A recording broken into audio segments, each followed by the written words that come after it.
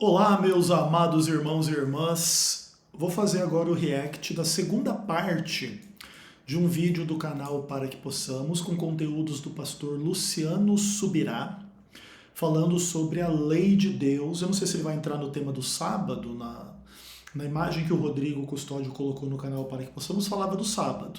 Mas aqui até a primeira parte que a gente viu, ele não falou nada sobre o sábado. Mas vamos ver se agora, nesse conteúdo, ele fala. E se eu não me engano também são 3 vídeos, né? Então acho que eu vou fazer agora um react do segundo vídeo, depois um do terceiro vídeo, tá? Vamos que vamos. Nesse vídeo eu quero continuar o assunto de mudança de lei iniciado no vídeo anterior. Essa é a parte 2. Se você chegou aqui sem ter assistido a parte 1, eu vou pedir para você pausar esse vídeo, acessar o link no descritivo, ver primeiro, assistir primeiro a parte 1, porque fará todo o sentido na construção que nós estamos apresentando. Então você continua nesse vídeo. E esses 2 fundamentos são muito importantes para verdades que serão apresentadas, para a compreensão das verdades que serão apresentadas nos próximos vídeos.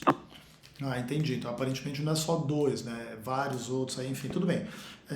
Mas vamos lá, vamos de boa. A gente já viu o primeiro vídeo, pastor Luciano não fica preocupado quanto a isso, e vamos para o segundo. Então vamos lá. No vídeo anterior falamos a respeito da mudança de sacerdócio, do sacerdócio levítico na Antiga Aliança para o sacerdócio de Cristo na Nova Aliança. Mostramos que a consequência da mudança de sacerdócio é mudança de lei, porque Hebreus 7,12 diz que onde há mudança de sacerdócio, necessariamente também há mudança de lei. Para entender a mudança de lei, falamos que a lei que regia o sacerdócio anterior, que era a lei de Moisés, ela tem prazo, ou tinha prazo de validade. Deixa eu desligar o Discord daqui, porque ninguém merece. Ok, vamos continuar. Expirou, e ela foi substituída por uma nova lei, chamada Lei de Cristo.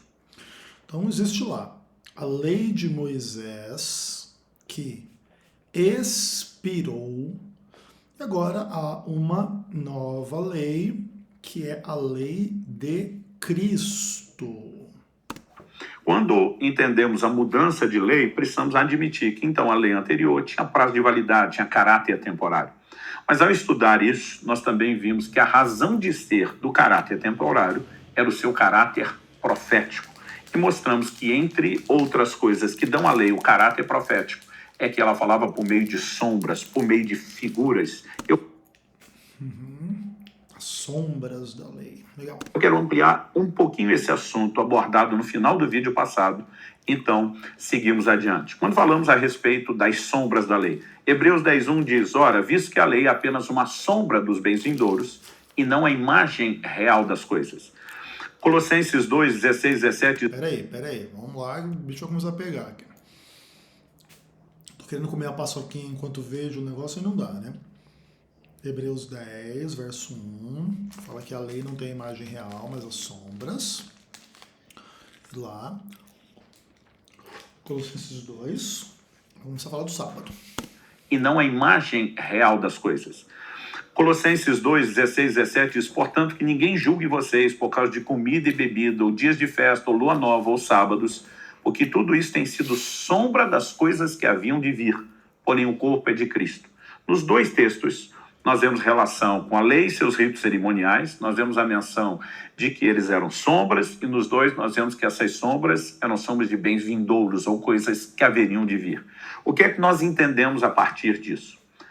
Quando a Bíblia diz que a lei não tem imagem real, como está lá em Hebreus 10:1, mas a sombra, o exemplo que eu dei no vídeo anterior e repito é: imagine a mão sendo projetada como sobre uma mesa que eu tenho aqui adiante de mim. O que nós vemos, por conta da luz que vem de cima, é a projeção embaixo da sombra, que não é a imagem real da mão. Ela é plana, não tem o efeito 3D, nem o redondinho dos dedos, ela não tem cor, na sombra não tem a textura da pele, por exemplo, mas é muito similar, porque tem a mesma quantidade e disposição de dedos. Quando a Bíblia usa esse exemplo, está dizendo que o que você tinha na lei não era imagem real. A imagem real estava no futuro. Agora, esses bens futuros, que seriam concretizados só em Cristo quando ele viesse, projetavam do futuro para o passado sombras. O que eram essas sombras? Codificações proféticas daquilo que Deus estava fazendo. Então, as sombras são codificações Indicações proféticas do que Deus estava fazendo. O que Deus estava fazendo. Falei no vídeo anterior que a mudança de lei para graça não é uma mudança no plano de Deus. Então, supostamente, há uma mudança de lei para graça, mas isso não é mudança no plano, é o próprio plano de Deus, né? Ok. Jesus não veio alterar o plano, Jesus veio cumprir o plano, porque tudo... É engraçado isso, né? Que agora ele troca o termo lei, que é o que Jesus usa lá para dizer que ele não veio mudar, e aí o Luciano diz que agora Jesus não veio mudar o plano. Inclusive ele vai dizer que o plano é mudar a lei, que ele diz que ele não veio mudar a lei. É engraçado isso, né? O que ele fez. Engraçado e trágico, né? Foi previsto, anunciado e profetizado pela própria lei, pela própria escritura. No entanto, o exemplo que eu dei é, quando olhamos para a mão e a sombra, a gente vê uma conexão imediata entre as figuras, são similares. Porque os dois estão no campo de visão, é fácil relacionar. Mas eu também disse, no exemplo do vídeo anterior, que se tiramos a mão do campo de visão, mesmo sem vê-la, ao olhar para a sombra, a gente sabe sombra do que é, porque a mão é uma figura conhecida na nossa mente. Nós já temos a imagem mental, mesmo se ela não estiver no campo de visão. Mas se nesse exemplo, você trocar a mão por um objeto desconhecido e o objeto desconhecido está fora do campo de visão, o que você vê sendo projetado não pode ser entendido. Quando será entendido? Somente quando aquilo que o projeta entrar no campo de visão. Então a gente pode fazer a relação. Era isso projetando a sombra, porque então nós vamos ver a semelhança. Durante a revelação do Antigo Testamento, eles viam... Então, sombra e realidade têm que ser semelhantes, certo? Tem que ser semelhante. Sombras, mas não enxergavam o que as projetava. Quando isso se tornou claro? Quando tudo se concretiza. Ok. Então, no Antigo Testamento havia sombra, mas as pessoas não sabiam exatamente do que era. E quando que isso tudo se torna claro? Quando tudo se concretiza. Ok, tudo já se concretizou, Luciano? Então, vamos lá, se torna claro quando tudo se concretiza. Por exemplo, no Antigo Testamento, se fala de um novo céu e de uma nova terra, lá no livro de Isaías, por exemplo. Já se concretizou o novo céu e a nova terra? No exemplo anterior, do vídeo anterior que a gente deu, o Antigo Testamento diz que o descendente da mulher vai esmagar a serpente. A serpente já foi esmagada, Satanás não mais existe, não mais atua, já foi concretizado ou não? Podia explicar isso pra gente, Luciano. Em Cristo, a partir da nova aliança. Aqui faz muito mais sentido a declaração de Jesus. Eu não vim revogar a lei, não vim meter o pé, não é mero descarte, eu vim cumprir. Não é um mero descarte, né? Mas será que é um descarte também? Né? Jesus está dizendo, eu sou o cumprimento de tudo o que foi anunciado. O próprio Jesus pontua isso. Em João 3, 14 e 15, nós lemos Cristo falando, assim como Moisés levantou a serpente no deserto, assim também é necessário que o Filho do Homem seja levantado, para que todo o que nele crê tenha a vida eterna. Jesus estabeleceu paralelos. Ele está falando de um episódio que está narrado em Números 21. Aquela geração que sai do Egito, rumo à terra prometida, a Canaã, enquanto no deserto lida com infestação de serpentes. As serpentes são chamadas de abrasadoras, porque além do fato de que a picada e o veneno delas conduzia à morte, pressupõe-se que havia muito sofrimento e agonia que antecedia a morte. O povo aflito clama a Moisés, Moisés clama a Deus, Deus diz, eu tenho uma solução. E Deus orienta Moisés, você vai levantar uma serpente de bronze numa haste de metal, né? Vai levantá-la alto o suficiente para que em qualquer lugar, quem for picado, olhe para ela. Quem for picado, recebe um antídoto sobrenatural. O mero fato de olhar vai garantir intervenção. Mas Deus deixou claro que quem não olhasse iria perecer. Jesus está dizendo, assim como lá havia uma maldição assolando o povo que gerava a morte, Jesus está falando sobre o pecado, é o contexto de João 3, ele diz aqui também tem uma maldição assolando a humanidade que gera a morte. A maldição é o pecado. Ah, que legal, Luciano. Então, existe uma maldição assolando. Essa maldição é o pecado. Não vai me dizer que o pecado é a transgressão da lei, né, Luciano? Embora a morte de lá era temporária, ele está dizendo essa morte é espiritual e eterna, não natural e temporária. É espiritual e eterna, mas daí o espírito e a alma não morrem na morte espiritual e eterna. Eu também queria entender a sua crença sobre isso, pastor. Mas Jesus está dizendo, como Deus tinha uma solução lá com Moisés, ele tem uma solução para a humanidade aqui agora. Como lá a solução seria levantada, aqui também será levantada. E Jesus está falando sobre o Filho do Homem ser levantado. Do que é que ele está falando? Da cruz, do madeiro. Então Jesus, obviamente, está aproveitando um paralelo, né? Lá, Deus mandou que uma figura da maldição que os assolava fosse levantada. Por que uma serpente tinha que ser levantada? Porque era a figura da maldição. No exemplo de Jesus não é diferente. Se a maldição era o pecado, uma figura do pecado seria levantado. Como o pecado não tem uma imagem palpável, Jesus é executado, mesmo sendo homem santo e justo, sem nunca ter pecado, como se fosse um criminoso, o pior dos pecadores, porque era necessário que a figura do problema fosse levantada. Lá atrás, Deus escolheu o bronze, que tipifica juízo. Na entrada do tabernáculo, por exemplo, quando você passava a porta do tabernáculo de Moisés, o primeiro objeto era o altar do holocausto, onde se fazia o sacrifício pelos pecados. O que é que Deus mandou fazê-lo? De bronze. O bronze na tipologia bíblica sempre está relacionado com o juízo e normalmente no contexto do pecado. Então, Deus estava dizendo, por meio dessa figura, que em Cristo ele julgaria os nossos pecados para que nós fôssemos inocentados. 700 anos antes, Isaías profetizou, o castigo que nos traz a paz estava sobre ele. Agora, assim como lá em Moisés, se quem foi picado olhasse para a serpente, recebia o livramento, né, que Deus estava oferecendo a salvação, mas quem não olhasse não recebia. Jesus, na sequência desse texto, é que ele cita o versículo mais conhecido da Bíblia do mundo, porque Deus amou o mundo de tal maneira que deu seu Filho unigênito para que todo aquele que nele crê não pereça, mas tenha a vida eterna. Crer é o ato de olhar para Cristo, reconhecer o que ele fez e se apropriar. Isso nos traz salvação, como nos dias de Moisés trazia para eles em relação à picada da serpente.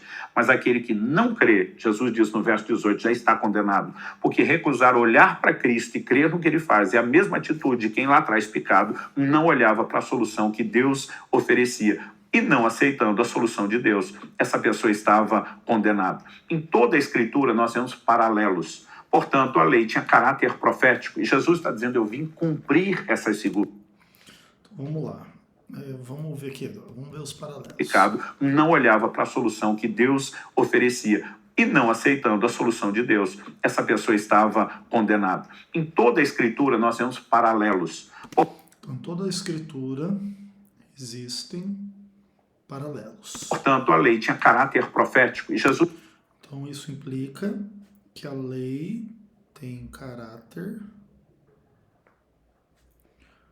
profético, que explica lá na cabeça do pastor o texto de João 5. Jesus está dizendo, eu vim cumprir essas figuras. Isso precisa fazer com que a gente olhe com muito carinho para o Antigo Testamento, sem essa ideia de que porque houve mudança de lei, a gente sai jogando tudo fora. Então tem que olhar com muito carinho para o Antigo Testamento. Com muito carinho, até porque o dízimo está lá, né? Para o Antigo Testamento. Há uma forma correta de entender os desdobramentos da compreensão da mudança de lei.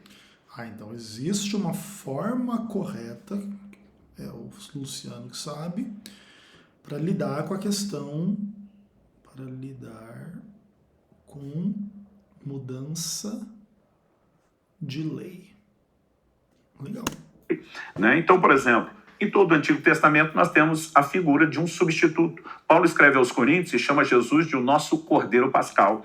Né? Um cordeiro era morto nessa noite em que se celebrava a Páscoa, e isso, a morte dele, era figura do sacrifício que era demandado de nós, mas há uma substituição. Paulo diz que isso aconteceu em Cristo. O próprio João Batista, como disse no vídeo anterior, diz sobre Jesus, eis o Cordeiro de Deus que tira o pecado do mundo. Aquele Cordeiro substituto do sacrifício, do dia da expiação, é uma figura do próprio Cristo. Ou seja, nós precisamos entender esses elementos proféticos. Jesus diz em João 8,56, Abraão viu o meu dia e se alegrou. Quando? Ao dizer para Isaac, Deus proverá para si o cordeiro, quando Isaac pergunta, papai, cadê o animal do sacrifício? Ele estava comunicando uma mensagem, ele estava dizendo, não só você, na hora certa, meu filho, vai escapar da morte a qual está sentenciado por um cordeiro substituto, mas chegará o dia onde cada um de nós escapará da morte que merece, porque o cordeiro conhecido antes da fundação do mundo nos substituirá. Ou seja, em toda a escritura nós temos figuras proféticas. Então essas sombras projetadas na lei, que são de bens vindouros, elas davam o quê? O que eu chamo de uma codificação profética. Elas só seriam entendidas quando aquilo que as projetasse se revelasse. É por isso que Paulo, quando escreve no Novo Testamento, ele repete várias vezes a expressão de que o evangelho é um mistério, o segredo guardado. Olha o que ele diz em Romanos 16, versos 25 e 26. Ora, ao Deus que é poderoso para confirmar vocês, segundo o meu evangelho, e a pregação de Jesus Cristo, conforme a revelação do mistério, guardado em silêncio desde os tempos eternos. Ou seja, Deus decidiu revelar agora o que ele manteve escondido desde os tempos eternos. É mais ou menos, né? Porque em Gálatas 3 ele diz que ele preanunciou o evangelho a Abraão, não é isso? Romanos 16, 25 e 26. E que agora tornou-se manifesto, leia-se, revelado, e foi dado a conhecer por meio das escrituras proféticas, segundo o mandamento do Deus eterno, para a obediência da fé entre todas as nações.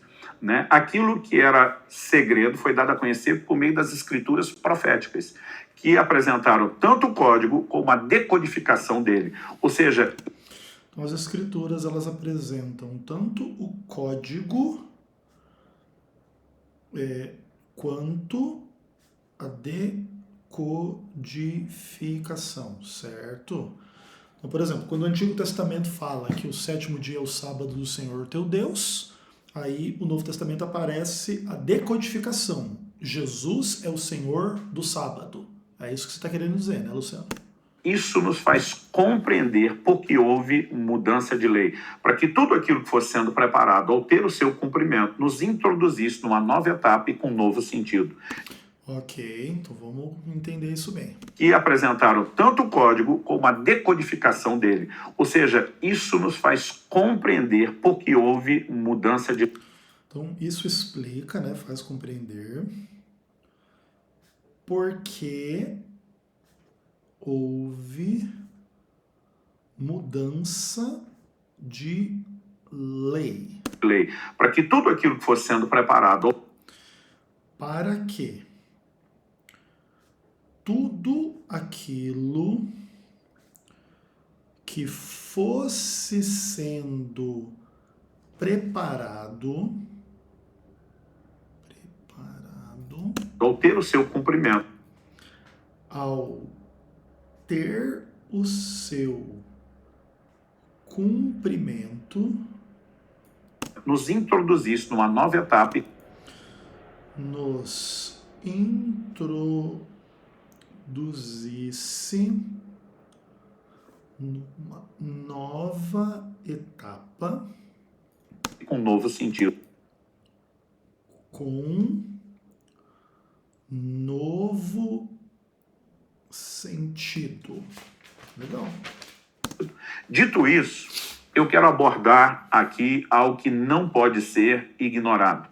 Depois de entender o tópico que abordamos em primeiro lugar, que eram as sombras da lei, a segunda verdade que nós precisamos entender aqui é a resposta à pergunta. Então, vou trabalhar como tópico com a pergunta. A lei mosaica deixou de vigorar? Legal. A lei mosaica deixou de vigorar, em outras palavras, foi abolida? Então, a partir da concretização da nova aliança, como é que devemos olhar para aqueles mandamentos? Bom, não era nem para pensar nessa hipótese, segundo Jesus ensinou no Sermão da Montanha, né? Mas vamos trabalhar, né, Luciano? Olha como tópico com a pergunta. A lei mosaica deixou de vigorar? Então, a partir da concretização da nova aliança, como é que devemos olhar para aqueles mandamentos e preceitos da lei de Moisés? É evidente que eles caducaram. Romanos... Evidente que eles caducaram. Meu Deus. Como olhar para os mandamentos da lei mosaica. É evidente que eles caducaram. Então, estou com a minha Bíblia aqui, sei lá, vamos abrir a Bíblia aleatoriamente aqui, alguma coisa no Pentateuco. Tipo, sei lá, Deuteronômio capítulo 6, né, o Shema Israel, famoso. E aí a palavra de Deus, ela diz muito claramente que nós temos que fazer o quê? Ouve Israel, o Senhor nosso Deus é o único Senhor. Amarás, pois, o Senhor teu Deus de todo o teu coração, de toda a tua alma e de toda a sua força. É evidente que isso aqui caducou, Luciano? É evidente, né? É evidente que você não tem que amar a Deus de todo o teu coração, toda a tua alma e toda a tua força, né? Pelo amor de Deus, né, brother? 7,6 diz assim: agora, porém, estamos livres da lei, pois morremos para aquilo a que estávamos sujeitos, para que sirvamos de maneira nova, segundo o Espírito, e não da maneira antiga, segundo a letra. Ué, mas ok, você está querendo dizer que Romanos capítulo 7, verso 6, diz que eu posso amar a Deus, por exemplo, mas não de acordo com a letra. Eu não preciso cumprir exatamente a letra assim de amar a Deus, é de uma nova maneira, tá? É tipo não amando a Deus, ou não. A prática tem que ser condizente com essa letra, amar a Deus. Que aí se não tiver que ser da maneira antiga, do tipo assim, pegando ali aquela letra e cumprindo ela, aí é o quê? É pegando aquela letra, não cumprindo e fingindo que cumpre? Como funciona isso na sua cabeça, Luciano? Né? Em Hebreus 7, os versos 11, e depois vou ler dos 8 e 19, diz assim: portanto, se a perfeição fosse possível por meio do sacerdócio levítico anterior, pois foi com base nele que o povo recebeu a lei, que necessidade haveria ainda de que se levantasse outro sacerdote segundo a ordem de Melquisedeque, não segundo a ordem de Arão? Né? Por que substituir sacerdócio se não fosse para substituir lei? Então, o texto continua. Vamos lá. Para que substituir sacerdócio se não é para substituir lei? Ele diz, portanto, por um lado, se revoga a ordenança anterior por causa da sua fraqueza e inutilidade, pois a lei nunca aperfeiçoou coisa alguma, e por outro lado, se introduz esperança superior pela qual nos achegamos a Deus. Então, revoga a ordenança anterior. O texto citando revoga ordenança anterior. No vídeo anterior de Hebreus 9:9, fala que os ritos cerimoniais da lei eram uma parábola para a época presente. Sua aplicação é simbólica, sua alegoria é profética, né? Mas o verso 10 de Peraí. Cerimoniais. Hebreus 9:9 fala que os ritos cerimoniais da lei eram uma parábola para a época presente. Ritos cerimoniais são uma parábola. Sua aplicação é simbólica. Tem aplicação simbólica. Sua alegoria é profética. Alegoria profética. Né? Mas o verso 10 de Hebreus 9 diz que não passam de ordenanças da... Mas não passam de ordenanças da carne. Da carne, baseadas somente em comidas, bebidas. Mas uma coisa interessante, né? Baseadas em comida, bebida e abluções. A guarda do sábado, por exemplo, não está baseada em nada disso, né? E diversas abluções impostas até o tempo oportuno da reforma. A declaração de Efésios 2,15 de que Cristo aboliu a lei dos mandamentos na forma de ordenança. Até tempo oportuno de reforma. Efésios 2:15. Deixa claro, obviamente, que a lei de Moisés cessou. Isso faz. É claro que a lei de Moisés cessou. Vamos pegar mais exemplos aqui da lei de Moisés, né? Então, sei lá. Por exemplo, aqui em Êxodo capítulo 20, está lá os 10 mandamentos, escrito lá no livro de Moisés em Êxodo 20. Diz lá, não farás para ti imagem de escultura, nem semelhança alguma do que há em cima do céu, nem embaixo da terra, não as adorarás, nem lhes darás culto. Bom, claro que a lei cessou, né? Os católicos estão totalmente justificados em fazer imagem e prestar culto, e adorar, e ajoelhar, e invocar, e acender vela, e blá blá blá, né, pastorzão? Faz com que joguemos tudo fora, repito, não. Ah, entendi. A lei de Moisés cessou, mas não faz com que joguemos tudo fora. Ok, é só o que o Luciano vai querer que seja jogado fora, né? Não. Em primeiro lugar, porque há muito desse material com elemento profético que vai fazer sentido no Novo Testamento. Ah, então existe muito material no Antigo Testamento com esse elemento profético,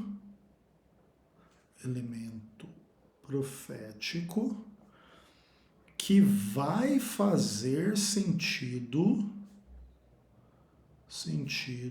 no Novo Testamento, menos o sábado, né, no caso. Aliás, eu gosto de dizer que o Novo Testamento ele explica o Velho, enquanto que o Antigo, por sua vez, ilustra o Novo. Agora, se a lei de Moisés não cessou de forma literal, nós teríamos alguns problemas, como, por exemplo, explicar a não obediência de Jesus, registrada no capítulo 8 do Evangelho de João. Paulo escreve aos Gálatas e diz que Cristo nasceu sob a lei. Isso significa obediência. Nós teríamos alguns problemas, como, por exemplo, explicar a não obediência de Jesus, registrada no capítulo 8 do Evangelho de João.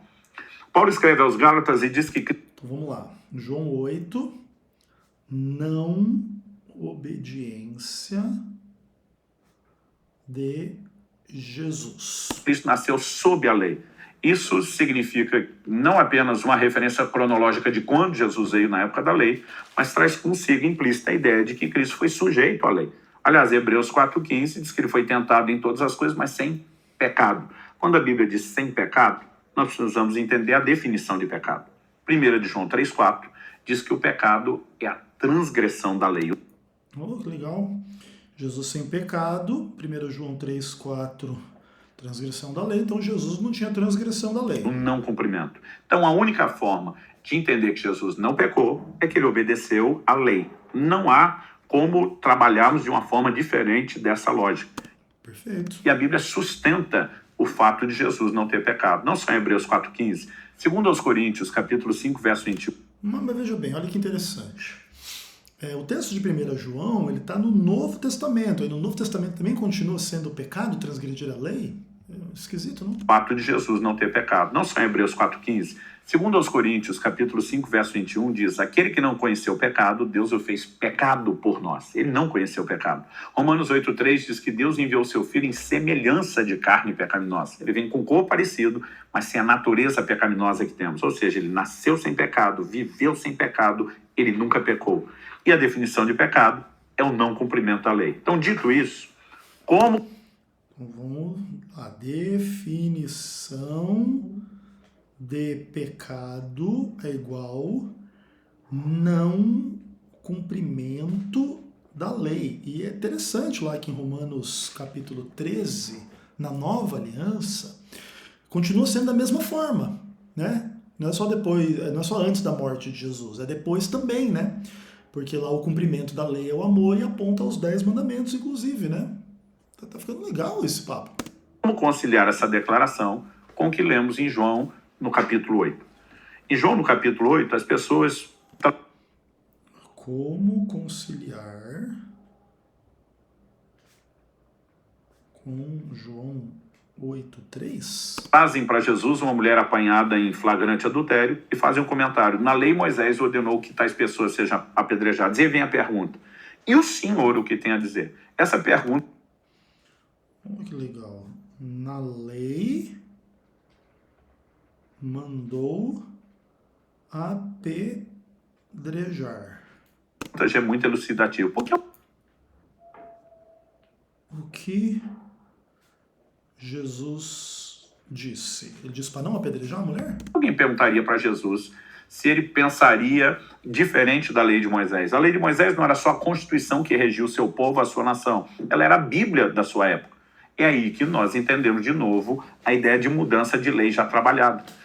Mudança de lei? Jesus falou para a mulher adulta que ela não pecou, que agora mudou a lei, que tá tudo certo? Desde que iniciou seu ministério, e com mudança de sacerdócio, a mudança de lei, Jesus passou a ensinar de forma divergente da lei de Moisés. Você é louco, brother. Você é um doido, Luciano. Você é um herege, você é um imbecil no que tange ao que você está dizendo. Você acabou de dizer que Jesus não transgrediu a lei, que nós não podemos trabalhar num outro paradigma que não de que a definição de pecado é o não cumprimento da lei. Agora Jesus está praticando e ensinando o contrário à lei de Moisés. Você é um louco, brother. Pelo amor de Deus, cara. Ouviste o que foi dito aos antigos, eu, porém, vos digo. E ele ensinava de forma diferente. Não.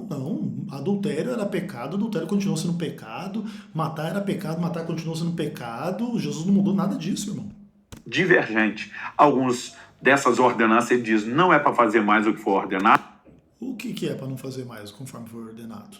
Ele ordenou algo diferente, outras E ordenou algo diferente. Dá exemplo para nós. ele ampliou, outras ele ajustou, enfim. Ajustou? O que quer dizer ajustar? Quer dizer que continua igual ou que muda? Outras ele mudou, outras ele ampliou. Seja específico, brother. A pessoa chega e diz, vai mudar isso também? Nesse momento, Jesus... Vai mudar isso também? O que mais ele mudou? Não vi exemplo, irmão.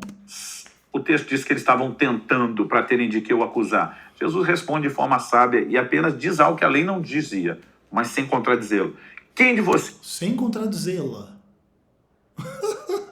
Se estiver sem pecado, seja o primeiro a tirar uma pedra nela. Ou seja, ele mandou apedrejar. Está escrito aí na tela. Seja o primeiro a atirar pedra.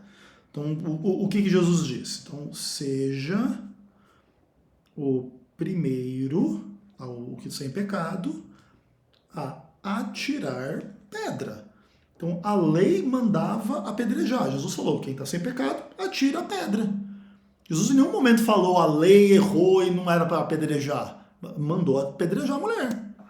A Bíblia diz, todos eles, começando os mais velhos, foram se retirando, porque a declaração de Jesus, ainda que não fosse exigência da lei, fritou a consciência deles.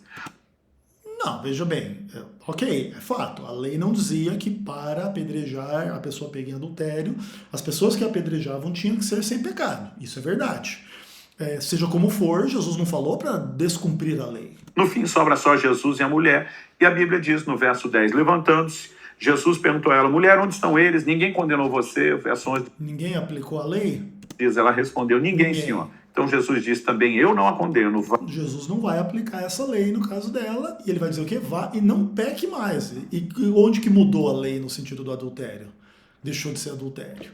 E no caso da superação da mentalidade do apedrejamento, isso sim, de fato, é verdade que implica uma postura diferente agora do que havia antes, isso é bem verdade, mas o que muda nesse aspecto é o apedrejamento da adúltera, não que a lei não adulterarás deixa de ser pecado, não é isso mesmo?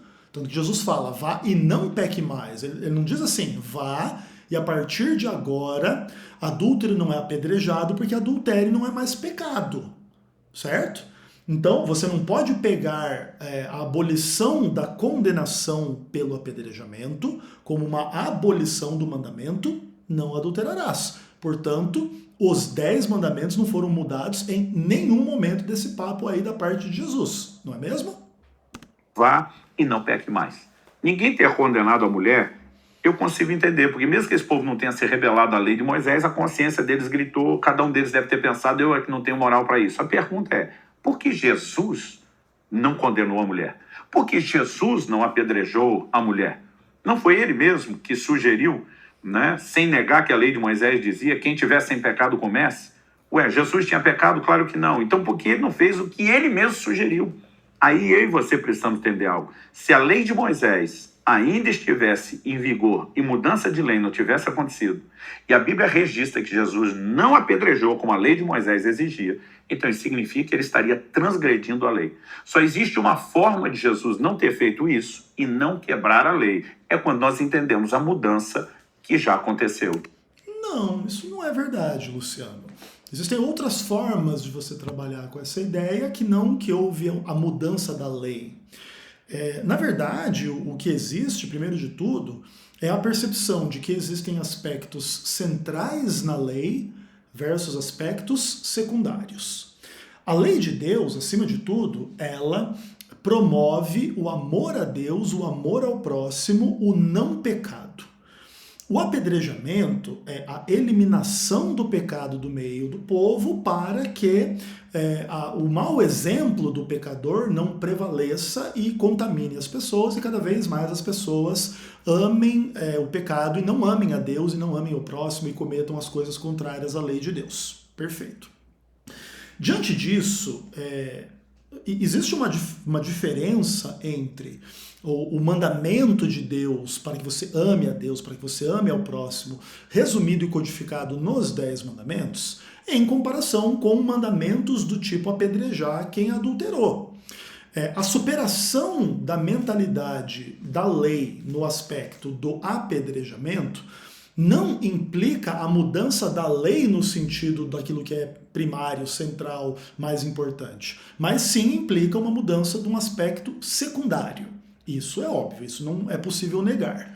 Então, você precisa fazer essa diferenciação entre os aspectos principais da lei, que obviamente não podem mudar, porque aí isso implicaria uma absoluta incoerência da parte de Deus para com Deus mesmo. Todavia, existe espaço para que, na forma como Deus guia o seu povo ao longo da história, a mentalidade da lei seja superada por uma mentalidade da graça. Na mentalidade da graça, a transgressão da lei, como no caso o adultério, não deixa de ser pecado, nem deixa de conduzir a pessoa à condenação, mesmo que não a conduza ao apedrejamento imediato. Então, sim, essa mudança ela é importante de ser apontada, tudo bem?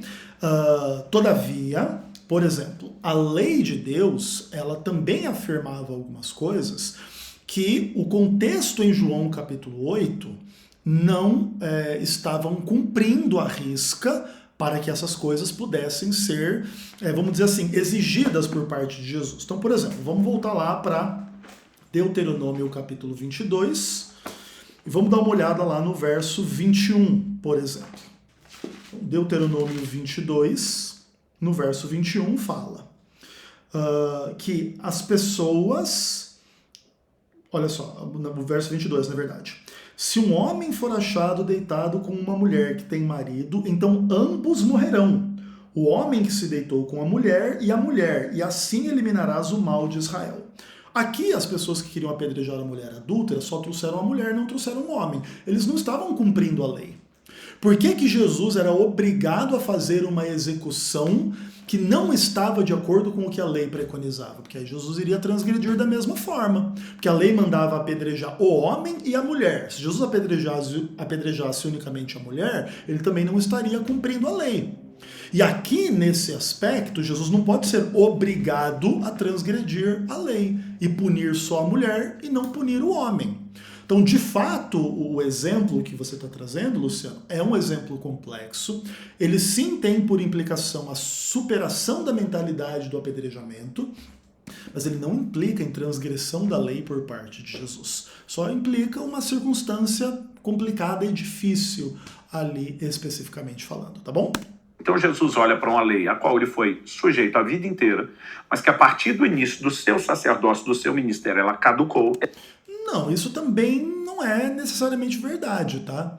Que a início do seu ministério, por que não a início da sua ressurreição?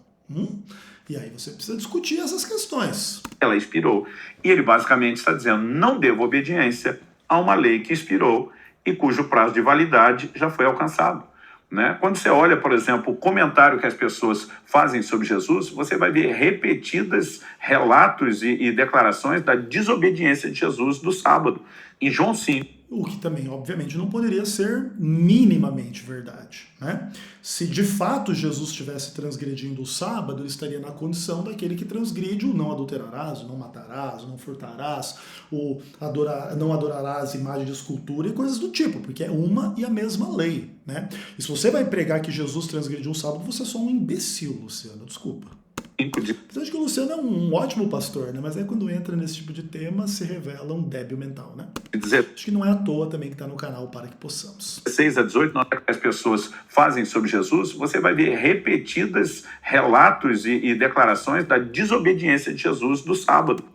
As pessoas então elas faziam repetidas percepções de que Jesus ele transgrediu o sábado. Legal, e Jesus admite isso? Porque aqui em João capítulo 15, verso 10, Jesus fala assim: eu tenho guardado os mandamentos do meu Pai, e no seu amor permaneço. Tá bom? Então, Jesus nega ter transgredido os mandamentos de Deus. Judeus acusam Jesus de transgredir o mandamento de Deus. Você vai acreditar nos judeus e não no próprio Jesus Cristo. Aí é difícil, né, irmão? Em João 5, de 16 a 18, nós lemos: e por isso os judeus perseguiam a Jesus, porque fazia essas coisas no sábado. Mas Jesus lhes disse: meu pai trabalha até agora e eu trabalho também. Você sabe que no sábado não poderia trabalhar. E Jesus está afirmando: eu estou trabalhando. Não, tanto que os sacerdotes trabalhavam no sábado no templo há milhares de anos, há séculos. Então, o trabalho da salvação sempre aconteceu no sábado e continuava acontecendo no sábado, como acontece todo sábado na Igreja Adventista do Sétimo Dia, normalmente. E eles se incomodavam com E isso. não tem nenhuma implicação do tipo, porque agora mudou a lei, agora não se guarda mais o sábado. Não. A implicação de que não se poderia trabalhar no sábado não tem que ver com algo do tipo, não se pode trabalhar a obra da salvação, fazer a obra da salvação no sábado, né? Com isso, a Bíblia diz: por isso os judeus cada vez mais queriam matá-los, porque além de desrespeitar o sábado, também dizia que Deus era seu próprio Pai. João 9,16. Por isso alguns dos fariseus diziam cada vez mais... Você podia, inclusive, comentar esses aspectos aí, Luciano. Os judeus, eles tinham duas acusações contra Jesus, que ele desrespeitava o sábado e que ele se fazia igual ao próprio Deus. E essas percepções são corretas ou são equivocadas? De fato, o judeu estava correto ao pensar que Jesus desrespeitava o sábado. O judeu estava correto ao pensar que Jesus estava mentindo quando se igualava a Deus ou não? Porque se você der razão ao judeu, dizendo que Jesus desrespeitava o sábado, por que você não dá razão ao judeu ao dizer que Jesus era um mentiroso, fazendo-se igual a Deus, quando não era igual a Deus? Mas queriam matá-los, porque além de desrespeitar o sábado, também dizia que Deus era seu próprio Pai. João 9,16. Por isso alguns dos fariseus diziam: esse homem não é de Deus, porque não guarda o sábado. Mas outros diziam: como pode um homem pecador fazer sinais como esse? E houve divisão em... Pois e você poderia inclusive responder essa pergunta, Luciano. Como que um homem que transgride a lei de Deus poderia fazer os sinais que fez? Obviamente a resposta é: não poderia. Jesus nunca transgrediu o sábado, nem nenhum dos outros mandamentos de Deus, né? Entre esses. Agora, quando vemos essas declarações, elas não fariam o menor sentido se não houvesse mudança de lei. Então... Não, isso não é verdade. Elas fazem total sentido sem essa implicação imbecil que você encontrou. Então, a lei de Moisés tem o seu fim em Cristo? Indiscutivelmente. Romanos 10,4 significa isso. Não, Romanos 10,4 não significa isso, porque Romanos 13,8 a 10... Paulo está ali pregando os 10 mandamentos como o cumprimento da lei, que é o amor, que é a vontade de Deus para o cristão. Está lá na lei de Moisés, está lá nos 10 mandamentos. Ou você faz diferença entre a lei de Moisés e os 10 mandamentos? Que aí a lei de Moisés é uma coisa, os 10 mandamentos são outra coisa. É a lei de Cristo, é a lei de Deus. Aliás, Cristo é Deus, também qual que é a diferença? Então a sua argumentação é absolutamente absurda. Porque o fim da lei é Cristo. Mas nós precisamos entender que há uma nova lei. E a pergunta a ser feita é: o que nessa nova lei sustenta declarações da lei anterior. O que na nova lei sustenta declarações da lei anterior. Então, quando Jesus fala, o Filho do Homem é Senhor do sábado, então sustenta a lei anterior. Quando ele fala em Mateus capítulo 24, para você orar para que a sua fuga não se dê no sábado, isso vigora a lei anterior. Quando em Atos capítulo 16, se eu não me engano, Paulo está lá pregando em Filipos, né? Onde ele encontra Lídia. Ele está num sábado fora da cidade, num local de oração. Supostamente, aparentemente, ele está ali guardando o sábado, mesmo num lugar onde não tem sinagoga. Por que ele foi buscar num sábado um local de oração? E é ali que ele conhece Lídia, que inclusive se torna uma parceira dele no ministério lá em Filipos, né? Que é a primeira incursão, acho que de Paulo, num lugar totalmente pagão que não tinha sinagoga, se eu não me engano, tá? E isso aí também sustenta a lei anterior. E quando o livro do Apocalipse fala que o povo de Deus é aquele que guarda os mandamentos de Deus e tem a fé em Jesus. E nesse contexto fala para adorar aquele que fez o céu, a terra, o mar e as fontes das águas. O mandamento do sábado diz que Deus criou em 6 dias o céu, a terra, o mar e tudo que neles há e descansou ao 7º dia. Isso também sustenta a lei anterior do sábado ou não, seu herege? O que derruba ordenanças da lei anterior e o que as ajusta. Então vamos ouvir direito isso aqui. O que nessa nova lei sustenta declarações. Então vamos lá. O que nessa nova lei... Então, acontece 3 coisas. Sustenta a lei anterior. A lei anterior. Ajusta ou muda isso? Da lei anterior. O que derruba... Derruba a lei anterior. Ordenanças da lei anterior e o que as ajusta. E o que ajusta a lei anterior. Agora não fica muito claro o ajustar, se o ajustar sustenta a lei anterior ou derruba a lei anterior, entendeu? Por exemplo, quando Jesus fala, não adulterarás, eu porém vos digo, não olhe com intenção, porque se olhar com intenção impura já é adultério. Isso ajusta a lei anterior, sustentando a lei anterior, porque adultério continua sendo pecado, não é isso? Então, por exemplo, quando Jesus cura no sábado, ele está ajustando a guarda do sábado, mas não está dizendo para você não guardar o sábado, não é isso, Luciano? Ou aí, nesse caso, ele derruba a lei anterior. Porque aí ele transgride a lei anterior, ele nem pode morrer por nós, porque ele deixa de ser sem pecado para se tornar um transgressor da lei de Deus. Conta para nós aí, Luciano. Porque eu acredito que a partir desse entendimento que nós vamos ter a capacidade de construir o resto. Então, tipo assim, esse é tipo um fundamento para você construir o resto. Legal. Constrói aí pra gente ver. Né? Então, por exemplo, já vi pessoas tentando dizer, não, mas Jesus, ele observou a própria lei, mesmo depois de iniciar o seu ministério, o seu novo sacerdócio. E de vez em quando eu digo para algumas pessoas, por exemplo, ele ia nas festas, né, anuais estabelecidas pela lei mosaica. A pergunta é, ele estava fazendo isso só em caráter de obrigação ou é porque onde o povo estava reunido e era uma oportunidade para ministrá-los? Mas aí fica muito fácil, né? Jesus estava guardando o sábado porque era para guardar o sábado ou era só porque tinha pessoas ali na sinagoga? Aí começa a ficar muito fácil, né? Você fazer esse tipo de questão. Até porque, onde é que a palavra de Deus faz essa distinção entre os interesses da parte de Jesus ou mesmo de Paulo, que ia lá nas sinagogas aos sábados e etc, etc, etc? Ou seja, você já está construindo a sua cama para dizer que o sábado aí é um aspecto que foi derrubado da lei anterior. Mas a gente vai ver que isso não faz sentido nenhum. Isso traz implicações heréticas e contraditórias à palavra de Deus no Antigo e no Novo Testamento gigantescas. Até quando ele manda um leproso que foi curado, Lucas 5, de 12 a 14, relata isso, que depois de curar o leproso, né, Jesus olha para ele e diz, vá, apresente-se ao sacerdote e ofereça pela purificação o sacrifício que Moisés ordenou. Esse é um aspecto importante, interessante também, né? Porque segundo a lei, até onde eu me lembro, Jesus não poderia tocar o o leproso, né? E ele toca o leproso em algumas circunstâncias, né? E, inclusive, ao invés de ser contaminado, que alguém que tocasse o leproso ficaria imundo até a tarde, tinha que se limpar e blá blá blá e etc. E Jesus, ao invés de não se tornar imundo ao tocar o leproso, ele ainda cura o leproso com o seu toque, né? Isso também é uma diferença entre Jesus em relação a essa mentalidade da lei, né? Inclusive, deixando claro que esse aspecto, então, de não tocar no leproso é um aspecto secundário da lei, não é um aspecto central. Está dizendo, vai cumprir a lei. A Bíblia determinava lá no livro de Levítico como o leproso que tinha se recuperado precisava ser examinado, qual sacrifício a oferecer. Agora, Jesus está mandando ele só porque a lei tem que ser cumprida. O verso 14 termina com Jesus dizendo assim, para servir de testemunho ao povo, ou seja, usa a lei... Para servir de testemunho ao povo de que a lei tem que ser obedecida, ou não. E claro, é óbvio que há esses elementos assim de desconformidade da parte de Cristo em relação à lei, né? Tanto ele não apedrejar a mulher, quanto ele tocar o leproso. Isso é fato.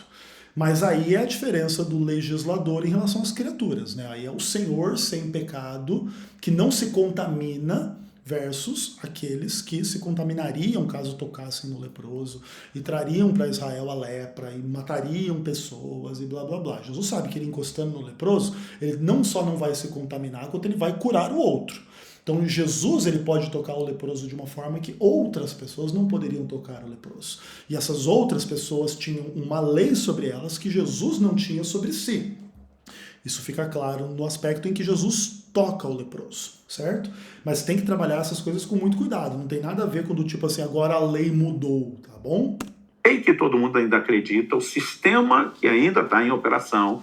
Não, e Jesus seria um falso se ele fizesse isso. Ele está mandando elas guardar a lei, porque as pessoas acreditam que a lei ainda existe, mas ela não existe. Então Jesus deixou de ensinar a verdade, ainda deu um testemunho para ele ir lá, tipo fazendo um teatro mentiroso, né? Pelo amor de Deus.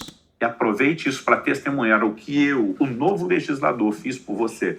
Isso não significa que Jesus está sustentando que a lei de Moisés e esse sacrifício tinham que continuar, senão até hoje. Ué, mas isso aí está acontecendo antes que Jesus morresse na cruz, então o sacrifício dele na cruz ainda não tinha eliminado esses sacrifícios a serem feitos. Então você está bastante equivocado, tá, Luciano? Nós teríamos leprosos sendo curados e precisando oferecer sacrifícios que sequer podem mais ser oferecidos. Isso não é verdade. Isso pode ser verdade hoje, mas isso não era verdade no momento em que Jesus curou aquele leproso, porque o templo ainda existia, ainda estava sendo feito sacrifício lá. E o antitipo desses sacrifícios, que é Cristo na cruz, ainda não tinha sido crucificado. Então, sim, aquela pessoa tinha que fazer esse sacrifício lá no templo, sim, de acordo com a vontade de Jesus. Tanto que Jesus vai lá e manda ele fazer isso. Porque a vontade de Jesus e o que está escrito na lei de Moisés são idênticas, porque Jesus foi o próprio Deus que deu essa lei para Moisés, entendeu?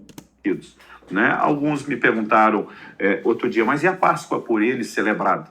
Né? Quando Jesus celebra a Páscoa com seus discípulos, ele dá o tom de todo o seu sacrifício, aliás, o Novo Testamento aponta para ele como Cordeiro Pascal, ele institui uma nova celebração e diz, a partir de hoje, vocês vão celebrar esses elementos. Ele destaca o pão e o fruto da vide, diz, isso significa o meu corpo, isso, né, significa o meu sangue, e ele estabelece uma nova instituição, não a orientação bíblica, né, a respeito de continuar a prática literal da Páscoa. Então, nós percebemos essa mudança, percebemos o fim de lei, mas precisamos entender como lidar com isso.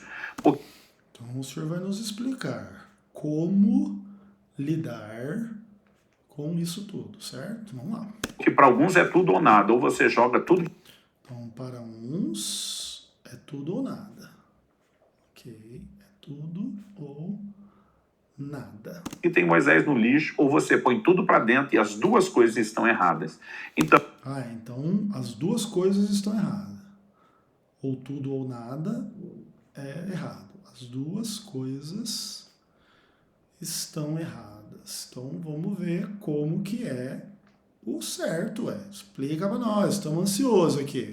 Então, eu quero seguir agora adiante, tentando estabelecer, em terceiro e último lugar, quais são as aplicações do que... Legal. Então você vai tentar, né? Não quer dizer que você vai conseguir estabelecer as implicações ou as aplicações da releitura neotestamentária. O que eu vou chamar de uma releitura neotestamentária, né? Traduzindo, o que é que continua, o que é que não continua. Então, essa é a pergunta de $1 milhão. O que continua, o que não continua. Né? Então, quando lemos que a lei... E na verdade aí, nesse caso específico, para fazer uma resposta realmente coerente dessas perguntas, teria que agora se ler o Antigo Testamento inteiro, em comparação com o Novo Testamento inteiro, e identificar por que sim ou por que não algo permanece ou não. E obviamente não é o que você vai fazer, né? A lei de Moisés cessou. Isso significa que tudo que procede do Antigo Testamento foi descontinuado? Não. Já falei antes que o Antigo Testamento ilustra o Novo, enquanto o Novo, por sua vez, explica o Velho. Então, todas essas figuras precisam ser vistas e entendidas como tal. Mas eu creio que nós temos 5 aplicações distintas para poder avaliar o Antigo Testamento sob a ótica do Novo Testamento. Legal. Então, vamos lá. 5 aplicações distintas para avaliar essa relação de Antigo Testamento e Novo Testamento. Estou curioso. Né? Você não vai achar um texto que traga essas classificações. Isso é bem importante. Então, não vamos achar um texto. Então, o que vai acontecer aqui? Um texto com essas aplicações. Então, o que o Luciano Subirá vai dizer, ou vai fazer a partir de agora, aparentemente, eu não sei porque eu nunca vi o vídeo, né? É o quê? Ele vai estabelecer uma lógica humana para fazer um corte do que vale ou não vale do Antigo Testamento no Novo. Essa lógica humana pode ser correta ou pode ser equivocada, ou pode ser correta e equivocada em algum ponto, em outro não. Então, ele pode estar correto em algumas coisas, errado em outras coisas. Então tem que se tomar um pouco de cuidado com esse tipo de questão, tá? Porque, por exemplo, às vezes quando a gente está discutindo algum assunto, então vamos lá, por exemplo, está discutindo lá a doutrina do santuário e Jesus entrou no Santíssimo do Santuário Celestial em 1844. Aí a gente diz assim, não tem nenhum texto bíblico que fale isso dessa forma, mas a relação entre Daniel 8 e Hebreus 9 e Hebreus 8 e Levítico 16 criam essa implicação. Aí não, tá vendo? Não tem um texto escrito isso, tá errado, né? Muitos anti-adventistas tratam dessa forma. E vocês não vão tratar o Luciano Subirá agora como errado, porque ele admitiu que ele não tem um texto para defender o que ele vai dizer agora? Porque não tem texto, é só uma lógica humana que ele vai aplicar para fazer o corte particular dele. E tudo bem, ele tem todo o direito de fazer isso. Mas não sendo isso algo do texto bíblico, por que eu seria obrigado a concordar com as 5 aplicações dele, caso eu perceba nelas alguma falha ou algum engano? Será que eu vou encontrar alguma falha ou algum engano? Vamos dar uma olhada. Mas quando você vai juntando as peças do quebra-cabeça, pegando todas as aplicações de textos do Antigo Testamento que o Novo faz, todas as aplicações do Antigo que o Novo faz. Por isso tem que estudar o Antigo Testamento inteiro e o Novo Testamento inteiro para fazer essa tarefa aí. Sobre o que não continua, o que tem ajuste, adaptação, o que continua. A gente consegue fazer essa triagem e chegar a essa conclusão. Não, você consegue. Você faz o que você quiser nessa triagem, nessa aplicação. Mas se você está correto ou não é uma outra discussão, né, Luciano? Então, essas 5 aplicações vou definir como, primeiro, reforma. Então vamos lá, existem 5 aplicações. Uma chama reforma. Algumas ordenanças foram completamente reformadas, mudaram completamente. Segundo. Vou colocar aqui, algumas ordenanças foram mudadas completamente. Aqui isso não me parece muito como reforma, né? Mudança mesmo, né? Uma outra coisa. Enfim. Ampliação. Alguns mandamentos não cessaram, mas eles ganharam um significado e um sentido muito maior. Terceiro, cumprimento. Essa ideia de cumprimento é o que nós estabelecemos até agora das figuras, né, proféticas que tiveram o seu cumprimento igualmente profético. E, por exemplo, as coisas não podem ser não pode ter tudo na mesma questão? Pode ter cumprimento, ampliação e reforma no mesmo princípio, na mesma lei? Em quarto lugar, vou chamar de ajuste. E aqui no ajuste nós temos duas categorias. Uma delas ajusta a prática, mas não o propósito. A outra ajusta o propósito, mas não a prática. Que engraçado isso aqui. Ajusta... Aqui ele faz uma distinção entre prática e propósito. Curioso. Em quinto lugar, permanência. Aquilo que segue exatamente... Permanência.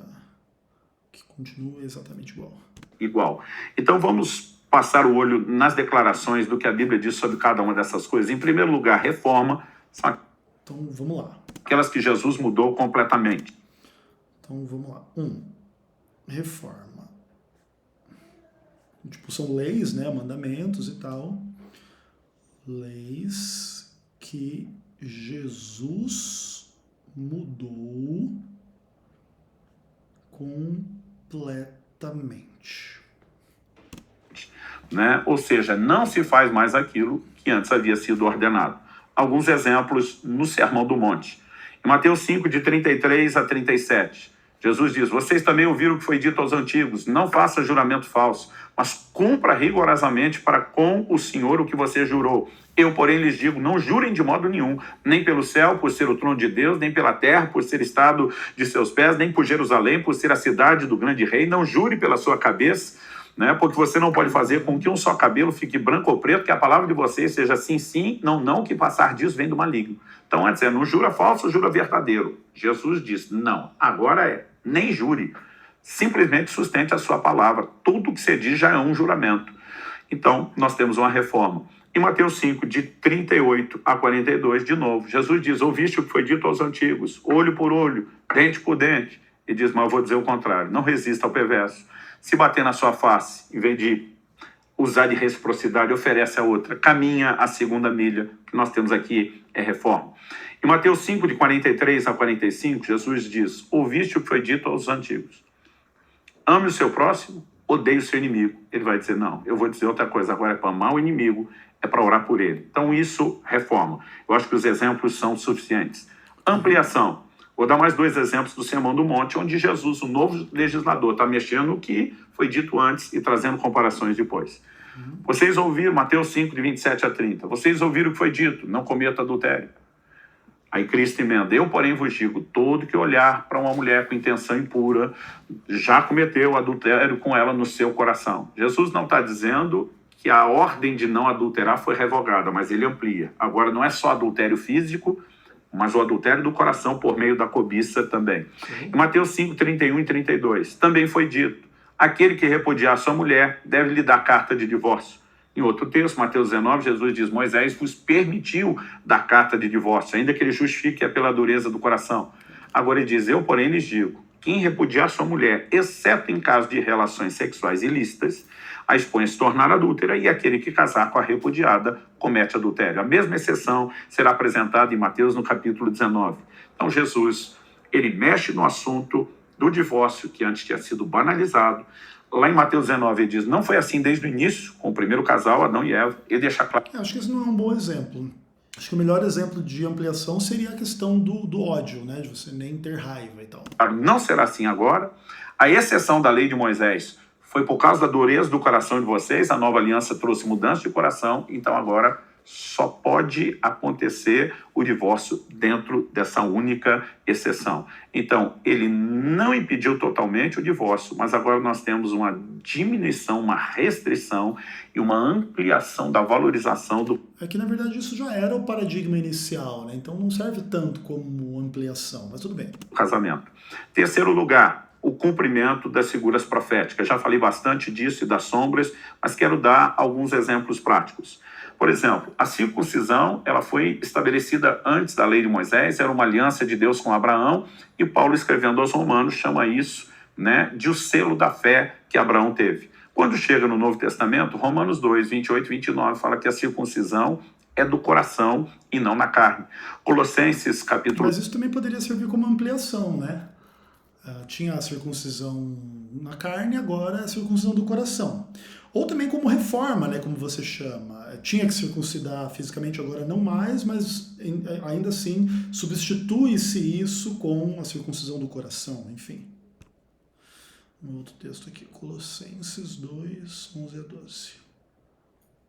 2, nos versos 11 e 12, fala que nós somos circuncidados em Cristo. Ele usa a expressão circuncisão de Cristo e diz que ela aconteceu no batismo, que hoje é o selo da fé. Então, a circuncisão ela não foi meramente extinta no sentido de eliminar. Aquilo que era simbólico tem um cumprimento profético. Então, ela continua através do seu simbolismo, mas não de forma literal. Continua, mas não literal. Interessante. O mesmo se dá com a oferta de incenso. Era ordenança por estatuto perpétuo. Mas quando você lê Apocalipse 5, verso 8, a Bíblia diz, diante do trono de Deus hoje, o incenso são as orações dos santos. Então hoje nós não oferecemos mais incenso de forma literal, mas aquela ordenança, ela permanece através do cumprimento da sua figura, e nós somos obrigados a orar sem cessar, assim como o incenso é oferecido continuamente. Mesma coisa com as festas, né? A celebração da festa anual da Páscoa, não cumprimos de forma literal. Mas depois de dizer aos Coríntios que Cristo é o nosso Cordeiro Pascal, Paulo diz, celebremos a festa, não com o velho fermento da maldade e da malícia, mas com os asmos da sinceridade e da verdade. Então aqui ele está falando de um sentido espiritual, onde a festa continua sendo celebrada, mas não de forma literal. Legal. Então cessa a literalidade da celebração, mas não a sua continuidade, né? A mesma coisa podemos falar em relação à celebração das primícias, por exemplo. Né? O primeiro dia da colheita, o camarada entrava, colhia um feixe, apresentava diante do Senhor, oferta de movimento, tinha lá uma oferenda a ser entregue a Deus. Ele contava, então, 7 semanas, um total de 49 dias. Quando chegava o dia seguinte ao sábado, o primeiro depois da colheita, onde ele move, era o dia seguinte ao sábado, um domingo. Depois de 49 dias, terminava a 7ª semana com o 7º sábado, o dia seguinte, de novo, um domingo, havia uma nova oferta, e aliás aqui era a festa de Pentecostes, significa 50, o prazo de 50 dias. Você chega no Novo Testamento e descobre que Jesus ressuscita no dia depois do sábado, o domingo. Ele é chamado em 1 Coríntios 15, 20, as primícias dos que dormem. 50 dias depois da ressurreição de Cristo, nós temos na festa de Pentecostes o derramar do Espírito, o início da igreja, que em Hebreus 9, 23 é chamada da igreja dos primogênitos arrolados nos céus. A figura de Jesus primogênito dos mortos, a igreja dos primogênitos, das primícias, está associada a essa figura do dia depois do sábado, que era o primeiro dia, e com 50 dias de diferença. Ou seja, todos esses textos nos ajudam a compreender com clareza verdades, né, que ainda estão lá, não para ser praticado de forma literal, mas para iluminar o entendimento e abrir a nossa compreensão. Terminando, temos os ajustes, que é quando a prática muda, mas o propósito não. Por exemplo, Paulo escrevendo aos Coríntios, ele pergunta, quem vai à guerra à própria custa? Quem planta uma vinha e não come do seu fruto? Ou quem apacenta um rebanho e não se alimenta do leite do rebanho? Ele diz, será que eu digo isso apenas como homem? Não é verdade que a lei também o diz? Né? Porque na lei de Moisés está escrito, ele cita Deuteronômio 25:4, não amarre a boca do boi quando ele pisa o trigo. Então ele pergunta, por acaso Deus está preocupado com boi? Será que não é certamente por nossa causa que ele está dizendo isso? É claro que é por nossa causa que isso está escrito. Né? Então, ao fazer essa declaração em 1 Coríntios 9, de 7 a 10, ele mostra que... 1 Coríntios 9, 7 a 10. A prática literal de não amarrar a boca do boi cessou, mas o propósito, quem trabalha tem direito ao sustento, continua. E ele diz, isso fala em figura do obreiro de Cristo que hoje tem o seu sustento. Então a prática mudou, o propósito não. Agora, quando falamos a respeito do dízimo, em Hebreus no capítulo 7, a Bíblia nos mostra o texto onde Abraão entrega os dízimos a Melquisedeque e claramente apresenta a figura de que ele simboliza, ele é a figura daquele que vive de Cristo. E ele fala que quando Abraão se curvou diante de Melquisedeque, Levi, que seria o bisneto de Abraão, que ainda nasceria no futuro, do qual viria a tribo sacerdotal, se encurvou para entregar os dízimos a Melquisedeque, que é a figura de Cristo. É lógico que Levi não estava literalmente ali, mas na simbologia a Bíblia está dizendo que quando Abraão se encurva para entregar os dízimos, a tribo de Levi se curvaria no futuro diante do novo sacerdócio. O contexto é mudança de sacerdócio do Levítico de Cristo. o sacerdócio levita se curvaria diante de Cristo para lhe entregar os dízimos e dizer aquilo que nos foi dado temporariamente, agora é seu. Se isso não é a passagem dos dízimos da antiga para a nova aliança, me diga o que é. Então, a prática do dízimo continua, mas o propósito mudou. Porque antigamente ele era para o sustento do obreiro, agora ele celebra e honra o próprio Cristo. E o obreiro no Novo Testamento, diferente do Antigo, tem salário, né? Não vive do dízimo das pessoas. Aliás, o Novo Testamento tinha inclusive política salarial. Jesus falou sobre o dízimo. Quando ele diz, dai a César o que é de César e a Deus o que é de Deus, ele está falando de uma contribuição que é percentual ao ganho, assim como o imposto, a parte de Deus também. Não há outro tipo de contribuição que caiba aqui. Em Mateus 23, Jesus diz no verso 23, dos escribas fariseus que davam o dízimo do endro, né, do cominho, da hortelã, e diz, vocês deviam fazer essas coisas sem omitir outras. Quais? Ele fala de pessoas que estavam desprezando os preceitos mais importantes da lei, a justiça, a misericórdia, a fé. Verdades seriam reveladas na nova aliança. Então ele diz, você pode continuar o dízimo sem omitir essa. Na mudança de lei, o dízimo não é descartado. Mas, embora a prática continua, o foco e o propósito mudam. Em último lugar, nós temos a... É uma coisa interessante. Agora, é legal, assim, que nesses princípios todos dele ali, ele não cita o sábado, né? Não sei se ele vai fazer um vídeo só sobre o sábado depois, ou algo do tipo. Ele não diz se o sábado está na reforma, na ampliação, no cumprimento, no ajuste ou na permanência, né? permanência. São os valores morais que não mudaram, não tiveram mudança nem de prática, nem de propósito. Por exemplo, o adultério era proibido. Permanência. Vamos voltar aqui. O foco e o propósito mudam. Em último lugar, nós temos a permanência. São os valores morais que não mudaram, não tiveram mudança nem... Então, valores morais que não mudaram. Nem de prática, nem de propósito. Nem de prática, nem de propósito. Por exemplo, o adultério era proibido. Jesus amplia o sentido de adultério, mas ele continua proibido. Então isso cabe lá na ampliação, não na permanência. O que ele ampliou, ele deixou como permanente. E isso, inclusive, tem que incluir todos os 10 mandamentos, tá, irmão? Em Hebreus 13:4, fala que digno de honra entre todos seja o matrimônio, porque Deus julgará os impuros e os adúlteros. Né? A questão do homicídio antes proibido. Apocalipse 22:15 diz, de fora ficarão os assassinos.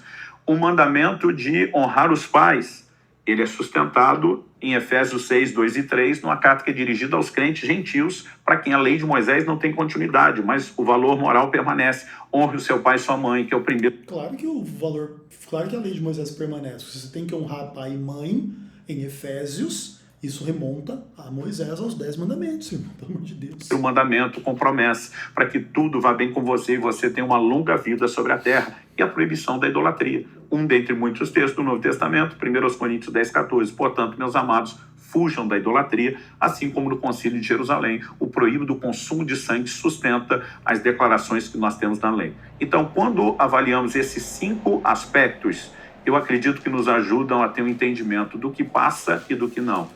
Reforma, ampliação, cumprimento, ajuste e permanência. Eu acredito com essa ótica, com o conteúdo dos 2 vídeos, podemos entender melhor algumas verdades, inclusive o assunto do próximo vídeo, que tem gerado muita confusão, que diz respeito à guarda do sábado. Legal, perfeito. Então aí no próximo vídeo você vai falar da guarda do sábado. Então eu vou fechar o meu vídeo por agora também, e aí depois a gente vai assistir o vídeo sobre a guarda do sábado. Um abraço, até mais.